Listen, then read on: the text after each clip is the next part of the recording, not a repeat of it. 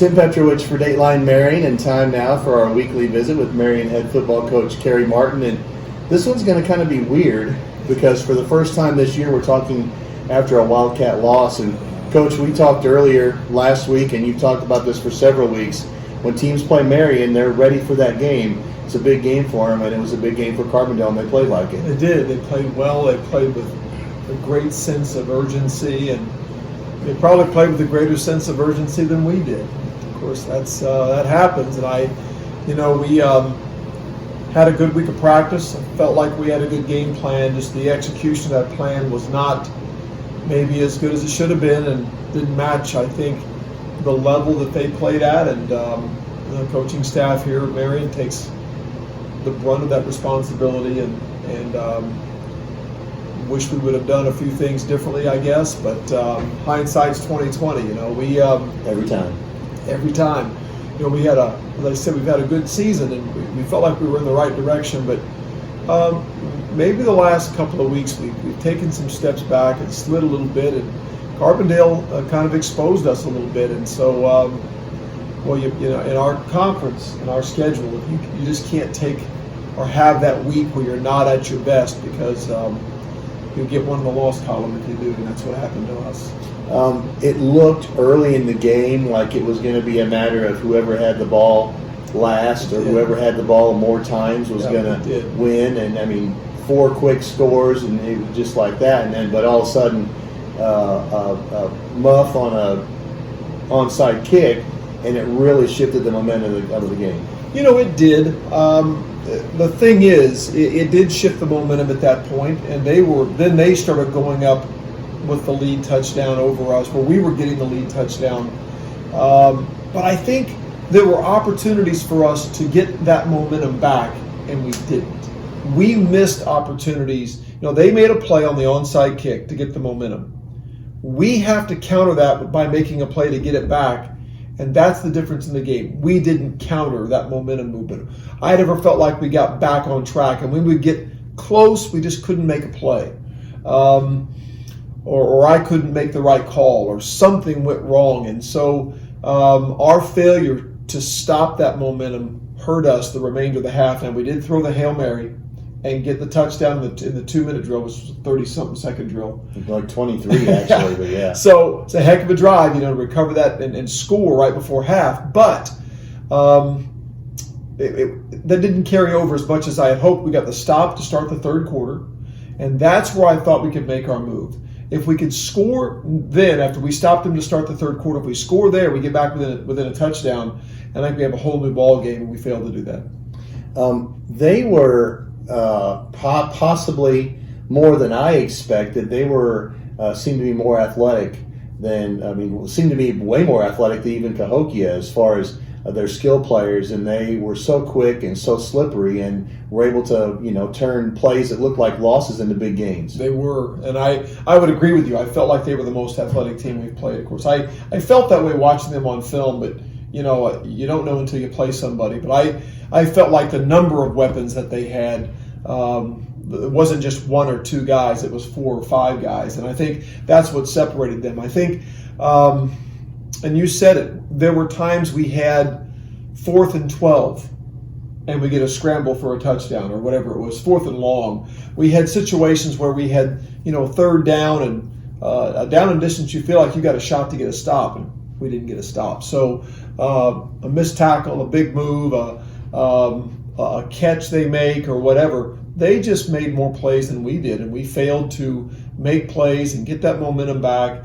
But credit to them. I mean, we're not going to sit here and make excuses. Woe was us that we didn't win the game because we played bad.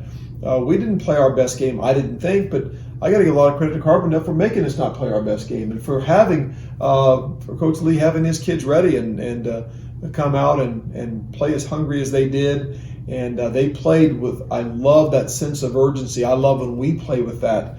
And I've seen that in us so many times this year, but I didn't feel like I saw that urgency that I saw in Carbondale. And again, I take responsibility for that. I didn't help motivate that or create that sense of urgency in my kids as well as he must have done. One of the things you talked about with the kids and with other people after the game was the fact that even when you put that second unit in offensively, they marched down the field and scored. Yeah, that's been a case almost all year for us.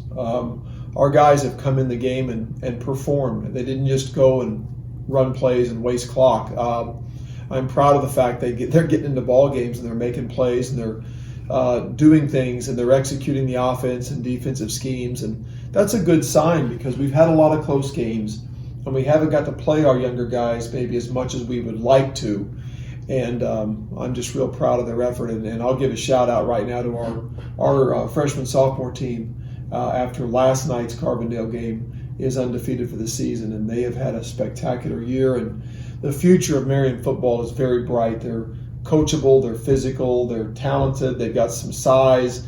And Coach Mitch Jordan and Nathan Butler and Cody Pauls have done an amazing job with those young players, so that's a good sign. You said in the game Friday night, you just said a couple minutes ago that in that game Friday night, Carbondale exposed some things. Yeah. What have you been able to learn from watching the film, and what are the kids going to take out of that game? The biggest thing is that we are the kind of football team that we have to be fundamentally sound and do the little things right.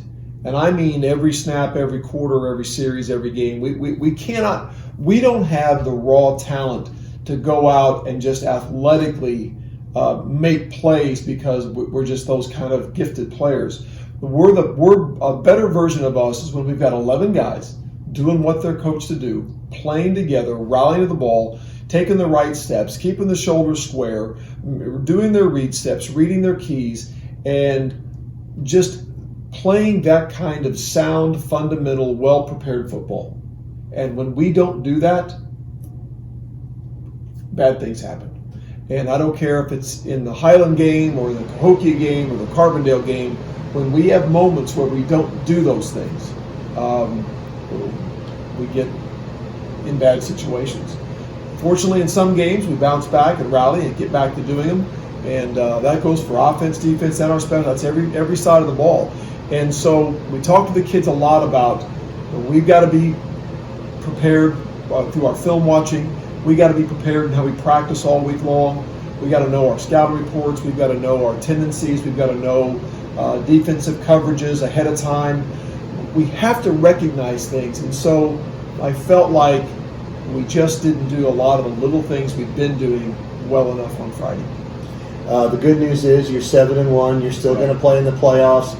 You still got a share of the conference title, and you have a chance to make amends on Friday night in what's going to be senior night and the final home game of the regular season anyway. And I think the motivation, along with not wanting to taste what you tasted last week, is the fact that a win should virtually guarantee you a home playoff game in the first round. We hope so. When we have when we want to play at home, obviously we come back here on Friday, and we've had a great home atmosphere for several years now, and especially this year it's been really special, and our kids love playing here in front of our home crowd. Senior night's a great motivator for kids, so it'll be a good night, I think, and we play a worthy opponent. Mattoon's got a 2-5 record, but they're well coached. Coach there does a great job of getting his kids ready, and they were a playoff team last year, won their first round game.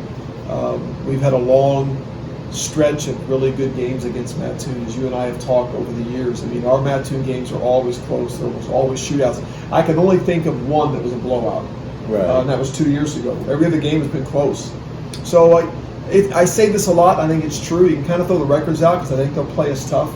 They're a tradition-rich program, and they're well coached, but they haven't had the year that I think they wanted or expected to have. So they'll come in here wanting to finish on a high note, and we're going to have to battle, and wouldn't want it any other way. We need to get back on track against a good football team, and I think Friday offers us a chance to do that. You talk a lot about football being about matchups, and the first thing a media guy is going to say is you have one common opponent, Muhammad Seymour.